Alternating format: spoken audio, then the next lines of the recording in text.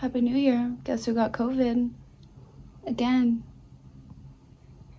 Cheers.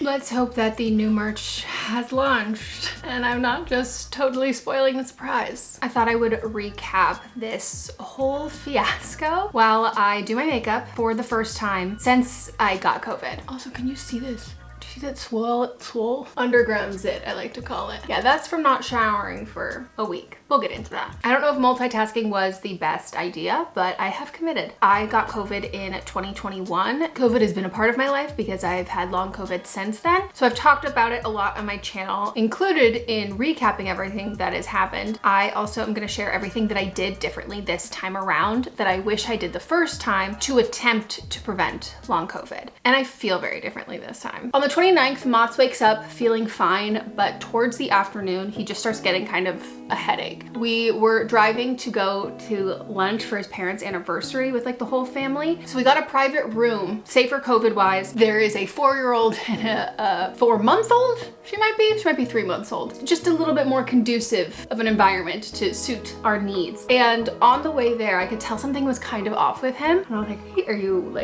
good? Like, are you annoyed? Are you okay? What's up? And he was like, yeah, I just like got a headache. And I was like, oh, maybe you're dehydrated. And he's like, no, yeah, I think that's what it is. Like, but he basically said it just felt like a run-of-the-mill kind of headache. Lunch continues on and he's like, I just really don't feel great. I think I just need a nap. I didn't sleep well last night. So we leave a little bit earlier. He takes a nap and he feels better. So we just continue on with our night. We sleep in the same bed. Wakes up the next day, he's feeling worse. And immediately I'm like, okay, love you to death, stay in the bedroom. I'm going out to the living room and we start masking inside the house. He's napping all day and I'm feeling anxious. I sleep on the couch that night. We are just, we're separate. The 31st, his parents drop off COVID tests because we thought we had them. And then we realized that those were just empty boxes that we hadn't thrown away. ADHD. Or in the words of Renee Rapp, ADHD! They drop off the tests and he immediately tests positive. Like second bright pink line immediately. I panic, I go out onto the porch and I'm like freaking out because I have woken up this morning and I'm starting to feel what I call COVID sinuses. I've only ever had COVID once before, but there's like a distinct difference in feeling to me than a cold. It feels more like allergies. Things kind of feel tight and hot. And when I swallow, there's a sore throat kind of pain, but not in the sense of like bronchitis or strep throat. Everything feels dry and scratchy. So I start feeling those COVID sinuses and I'm like, I am screwed. And I do not have a great immune system. I feel like it's a common misconception that I never had a great immune system. I don't think that's necessarily true. I know my immune system has absolutely tanked since I got COVID the first time, but more specifically, I got strep throat twice after getting COVID, and each time it tanked me. Like I downward spiral any progress I had made. Like I started at square one. A reinfection of COVID to me was like, oh, this is like the worst possible scenario. And I was just so nervous and so upset because I knew it was coming. That same day, Mats gets Paxlovid through CVS clinic. I'm not gonna get into any of like his medical history, like specifics. He gets the Paxlovid, he starts taking it, and we are still quarantining at this point. I got this Anastasia contour stick during the Sephora sale. This is in the shade, I think it's Fawn. Not overhyped whatsoever. We ring in the new year on FaceTime and I sleep on the couch. The first night sleeping on the couch was fine. I was like surprisingly fantastic sleep, great sleep. I also had not had my meds for, I probably went on my meds for like 2.5 weeks or something like that. Adderall shortages, ayo. Great timing though. I wake up on the 1st and I am sick. And when I say I wake up on the 1st, I mean I wake up at 2 a.m., then I wake up at 4 a.m., then I wake up at 6 a.m., then I wake up at 8 a.m. My throat is killing me, my head is killing me. Pounding migraine behind my eyes, between my eyebrows, like I was massaging my head and it felt like I could feel a knot. I waited for the sun to come up and lo and behold, I did test positive. I'm gonna include a little video clip I have of my positive test because I want you to see how faint it looks at first. Like I took another one and I think even that one after the 15 minutes were up, 20 minutes later, it was like way darker of a line. And the next day I tested again, it was far stronger, but I had seen a bunch on long hauler like subreddits and Twitter about using the flash and making sure you can like really see, because it's kind of like a pregnancy test. Like no matter how faint, if it is there, that's a positive. The only positive side of this is that now we got to be reunited.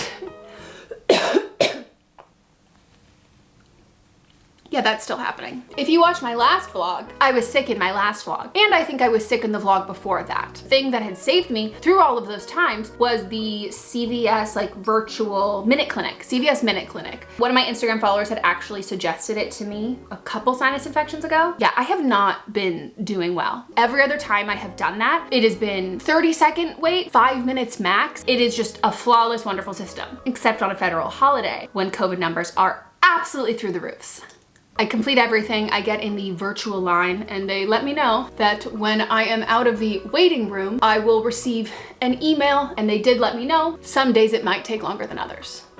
That was January 1st. It is January 9th, and I think I'm technically still in that waiting room. I email my cardiologist, I ask him, but again, I know it's a federal holiday and I'm like, I just don't think that they're gonna see this. Just like someone in my DMs saved my ass last time, one of you did it again, pulled through and let me know that I could do Amazon Clinic. I had never heard of it before. 𝘱𝗍's Emporium. I answered all these questions, I shared my medical history, and within 2 hours, I got a prescription. Both long COVID and POTS qualified me to get Paxlovid. Mental health, anxiety, depression can also be qualifiers. I picked up the meds, started taking them. I also got prescribed my absolute favorite cough suppressants, Tessalon pearls. I look at beta blockers and Tessalon pearls and I think, modern medicine, I would kiss you on the mouth if I wasn't sick. Delectable, wonderful morsels of genius that you ingest that fix and change your life immediately. So at this point, my symptoms have been a low-grade fever, dry cough, congestion, sore throat, swollen lymph nodes, horrible migraine, fatigue, fully lost my appetite, chills, aches. Pretty much 12 hours after I had my first dose of Paxlovid, killed the sore throat and killed the headache.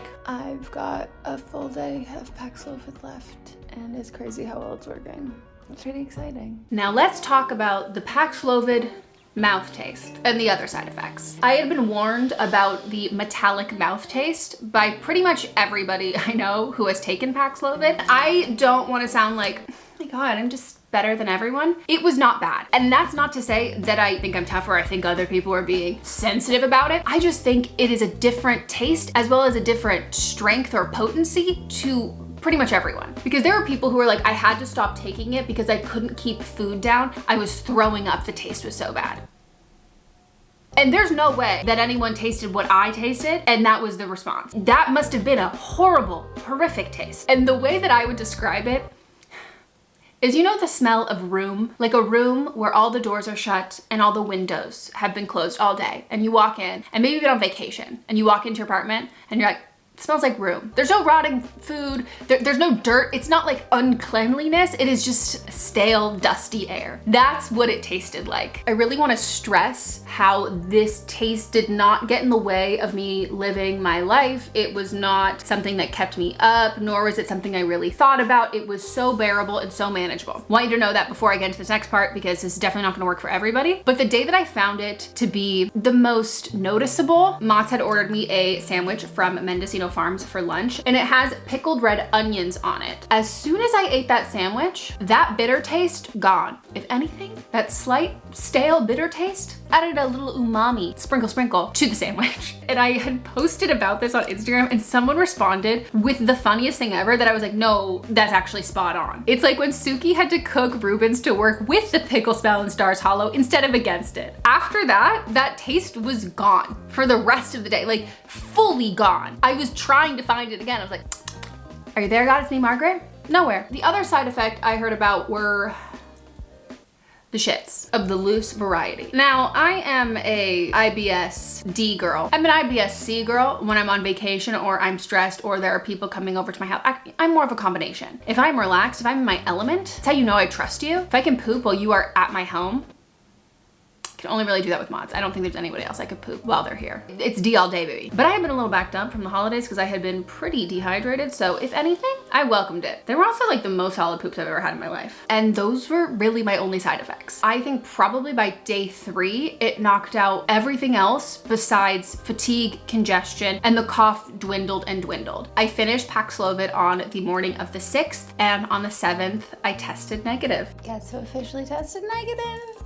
And the only things that I have left now are congestion that is still getting better every day and a like once an hour maybe-ish cough. And it's a wet cough. I'm getting stuff up. and Mats is the same. It's miraculous. This is 9 days after when I tested positive. And if you watch the video the first time I got COVID, I was getting sicker day by day. I lost my sense of smell over the course of like the first week. I think I only started testing negative 2.5 weeks, maybe 3 weeks after. I don't know, I'm sure it's in that video, so maybe it's only 2 weeks. It was just a night and day different experience. So Paxlovid is now going in the column with beta blockers and Tessalon pearls to the modern medicine that I'm like, you can hit it from the front and the back. I'm gonna finish up my makeup and then I will get into the things that I did differently this time around that I didn't do the first time to try and prevent long COVID, but that's something that I need more brain power for. Multitasking is just not gonna happen in that. There we go. Maybe I'm gonna reposition the camera for this little bit. Now this experience with COVID was night and day different from my first. To give you a quick recap, I got it in September of 2021. I was sick for weeks. Even when I started testing negative for COVID the first time, I still had the vast majority of my symptoms. Some of those faded over time, but even now in January of 2024, there are ones that I have still from that first round of COVID. One, I gag every time I brush my teeth. My gag reflex is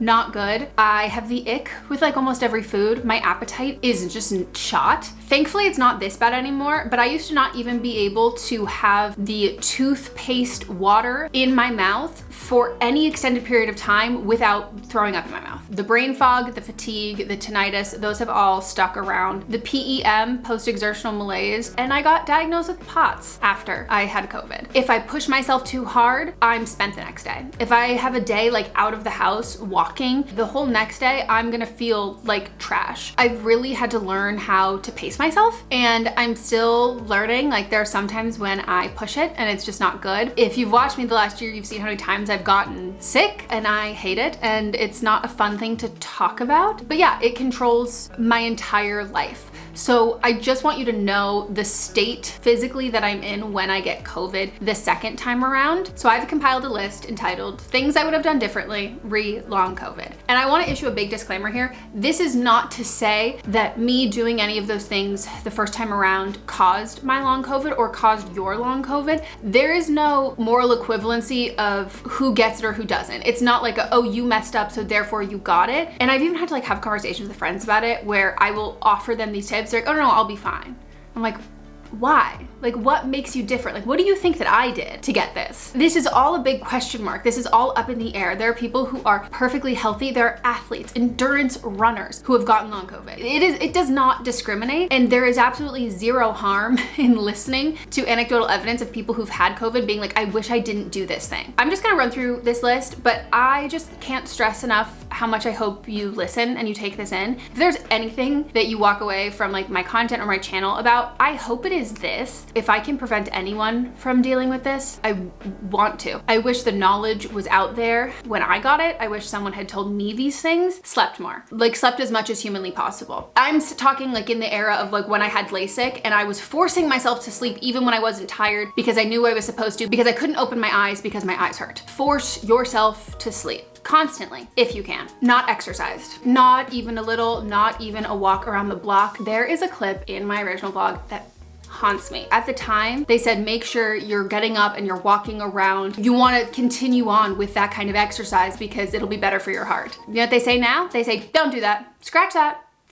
Rewind, reverse. I look at those clips and I want to cry. I'm just so upset with myself. No exercise. Don't even just sit down, lay down. If you've been around here for a while, you know which one I'm gonna say. And this, I think, is the most important one. Not showered. Your heart is already working overtime. This is why you get so tired and a lot of people get so dizzy and like your heart is pounding and you're constantly out of breath. That happens when you're in the shower. Cold shower, hot shower. Hot shower is obviously worse. Showering is a physically laborious task. When I showered, when I had COVID, and I thought I was in the clear, everything went downhill. I'm convinced that that is what caused me to get POTS. That's probably not true, but I regret showering more than anything. Stood in one place for more than a few seconds. Think of like standing up and cooking dinner or something like that. Just don't do it. Stand up, get where you need to go, and sit back down. Nay, lay back down. Moved around for unnecessary reasons. The 3 reasons that you need to get up are more than enough. You get out of bed to go to the couch. You gotta pee, you get up, you go to the bathroom. You gotta eat, you get up, you go to the kitchen. You go back to the couch. You go from the couch to bed, repeat. Thinking that I could catch up on things like work, TV shows I'd been wanting to watch, books I had wanted to read, chores to do. Your brain needs mush, so give your brain mush. Don't watch TV shows that make you think. This is not a time for Inception. It is a time to watch things that you've seen 1,000 times over, things that are not gonna raise your heart rate, nothing that is high anxiety or anticipation. Don't even watch Drag Race. Like, don't even watch a competition show where you're rooting for someone. Don't watch something where you're like, I can't blink because I don't wanna miss it. Watch something you've seen 1,000 times before that you can fall asleep in, something that is so incredibly low stakes that your brain is just vegging out. Worn compression socks. That is another thing that I've had to implement in my life since getting diagnosed with POTS. I do wonder if I had done that while I was sick, if that would have changed anything. Stuck to a timeline. That was really heavily enforced. I think even still now, because they're like, oh, Paxlovid, after 5 days, you're fine. The same thing when it was like, okay, there's a quarantine period, there's an incubation period, and then once you test negative, you're solid. You are sick if you are positive and or symptomatic. If you have symptoms of being sick, even if you're not testing positive, you are still sick. I can't be sick anymore because the clock has run out. And I know that that choice is a luxury. These arbitrary timelines were created by the airlines, but also like work wants you to come back and do these things. I don't have a traditional job set up, and so I didn't have to push myself or really stick to a timeline, but I did. And I get bored and I got sick of being sick, so I decided not to be sick anymore. I wish I had just treat myself still like I was sick instead of being like, oh, I need to shake off this last little bit. And finally, pushed myself. I wasn't out of shape. I think this one also really goes back to like that hustle and grind culture. Like, you just need to push yourself and then you'll coast. You need to get over that hump and you'll be fine. But that's not what that feeling is. Your body is screaming at you to stop. And if you push yourself, you'll just get worse. My first workout post-COVID, I was just like gaslighting myself that I had lost all stamina, all muscle tone in the span of 2 weeks. And I have been someone for, prior to this, like probably for like at least 4 years, I'm working out minimum 3 days a week, at most 6 days a week. Megan, you didn't lose all of that. I don't know why I was treating it like that. I remember after doing that workout being like, this feels different. And it wasn't like the first workout I did after having strep. It was like, there is something still in me.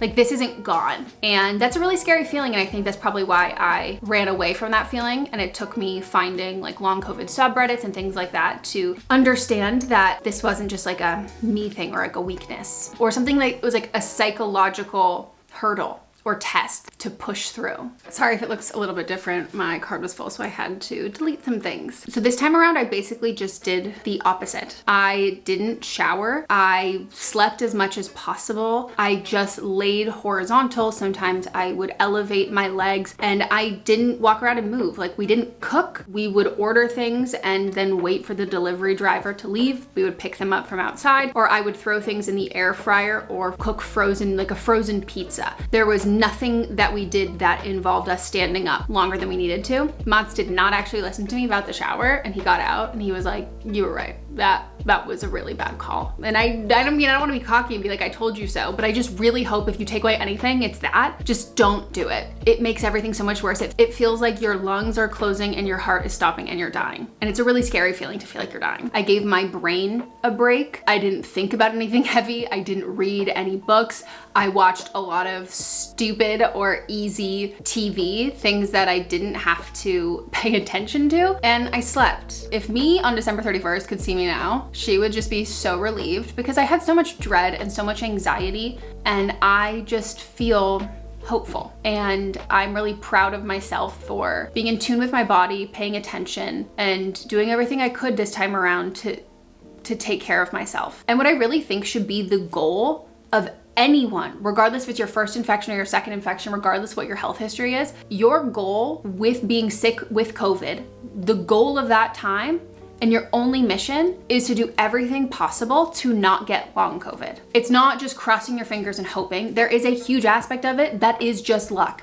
But why not Try to do everything in your power to not get it. You're never going to regret taking all of those precautions. Like, I promise you, even if it doesn't work, you'll feel a lot better knowing that you listened and knowing that you tried everything that was available to you with the information that we had. You don't want to look back on it with regrets, because I do. Worst case scenario, you didn't have to do them. You slept more, you watched shittier movies, and then best case scenario, you set your body and your mind up for hopefully avoiding this or mitigating it or lessening the effects or severity. So yeah. And on that note, my camera is dying. So thank you all for listening. I will link all of my prior COVID stuff I've talked about down below. I will be heavily monitoring comments, so watch yourself. And if you are sick right now, sending my love to you. And anyone who's dealing with long COVID, also sending my love to you. Stay healthy, wear a mask, get vaxxed and boosted. And here I am about to say something negative about Joe Biden. We all know, we know.